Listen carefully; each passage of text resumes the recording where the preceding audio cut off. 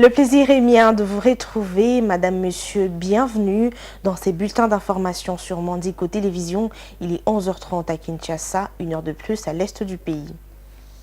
Le président de la République, Félix Tshisekedi, séjourne depuis le dimanche 29 septembre à Budapest, en Hongrie, pour une visite d'État de 3 jours sur invitation des autorités hongroises.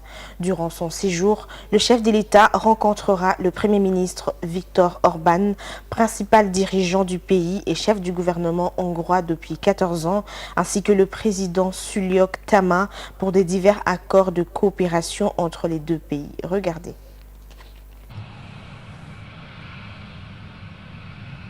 Ce dimanche, en début de soirée, le président Félix Tshisekedi est arrivé à Budapest, en Hongrie, en Europe centrale, pour une visite d'État de 3 jours sur invitation des autorités hongroises. Le programme prévoit plusieurs rencontres de haut niveau et la signature de différents accords de coopération. Le chef de l'État a eu une première rencontre avec le Premier ministre Viktor Orbán ce dimanche lors d'un dîner privé. Dès ce lundi, le président Félix Tshisekedi sera reçu au palais présidentiel Sándor par le docteur Tamás Sulyok, président de la Hongrie, avant de revoir le premier ministre Viktor Orbán au monastère de Karms. Dans ces pays à régime parlementaire, le président Tshisekedi sera à l'honneur ces mêmes jours au Parlement monocaméral hongrois. Durant son séjour, le chef de l'État proposera à la Hongrie, qui préside le Conseil de l'Union européenne jusqu'en décembre 2024, d'inscrire la situation sécuritaire et humanitaire qui prévaut dans l'est de la RDC parmi les priorités diplomatiques de l'Union européenne. Dans le cadre du renforcement de leur partenariat, la Hongrie et la RDC signeront 2 accords de coopération économique dans les secteurs où les autorités hongroises souhaitent investir en priorité, comme l'agriculture, les infrastructures et la production d'énergie en RDC. Lors de cette visite d'État, le président Félix Tshisekedi est accompagné de plusieurs membres de son gouvernement, dont le ministre des Affaires étrangères, de l'agriculture, des infrastructures, des ressources hydrauliques, ainsi que de dirigeants de la compagnie congolaise des lithium. Enfin, le chef d'État visitera les usines spécialisées dans le secteur de nouvelles technologies pour découvrir le savoir-faire hongrois qui excelle dans le domaine de l'innovation. Autre chose à présent, les députés provinciaux ont participé ce lundi 30 septembre à la plénière d'ouverture de la session ordinaire de septembre 2024 qui inaugure la rentrée parlementaire. Le seul point du jour était les discours du président de l'APK, Lévi Mbouta, qui a évoqué plusieurs aspects de la vie de Kinois pour lequel il a invité l'hôtel de ville à travailler pour le salut du peuple. Plusieurs personnalités ont rehaussé de leur présence à cette cérémonie inaugurale de la session de septembre 2024, notamment le gouverneur Daniel Mbumba et son vice Eddy Iyeli, y compris le président de la Cour d'appel ainsi que la Cour de compte. Suivez.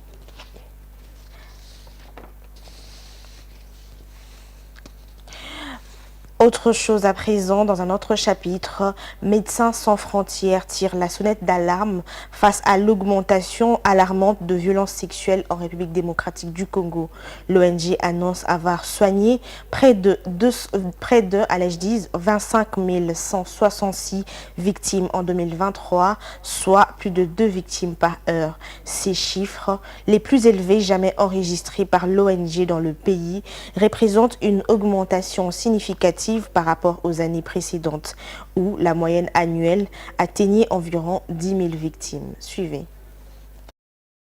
Médecins sans frontières a dévoilé ce lundi 30 septembre 2024 un rapport accablant sur la crise en charge de violences sexuelles en République démocratique du Congo, révélant qu'en 2023, 25 166 victimes ont été soignées à travers le pays, soit plus de 2 victimes par heure. Ces chiffres, le plus élevé jamais enregistrés dans l'organisation en RDC, marquent une hausse dramatique par rapport aux années précédentes. Ces rapports basés sur les données recueillies dans 5 provinces, Nord Kivu, Sud Kivu, Ituri, Maniema, Kasaï central, montrent que les équipes de MSF ont traité un nombre sans précédent de victimes de violences sexuelles, avec une concentration particulièrement marquée dans les provinces du Nord Kivu en proie à des conflits armés intenses. Entre janvier et mai 2024, le MSF a pris en charge 17 363 victimes rien qu'au Nord Kivu, représentant 69% du total des victimes soignées en 2023 dans 5 5 provinces concernées. Les filles et les femmes,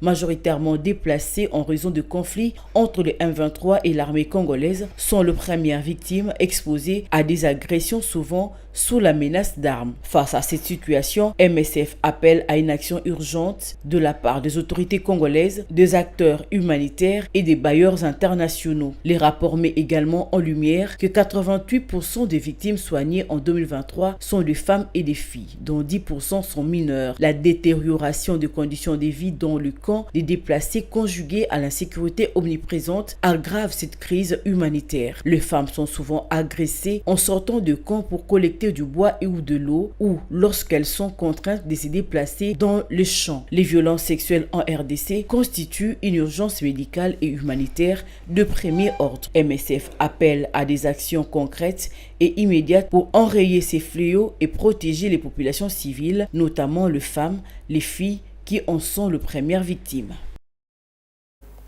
Clôturons ces bulletins avec cette page noire. Mutombo Dikembe, l'une des figures emblématiques de la NBA et quadruple vainqueur du titre meilleur défenseur, est décédé ce lundi 30 septembre à l'âge de 58 ans de suite d'un cancer du cerveau.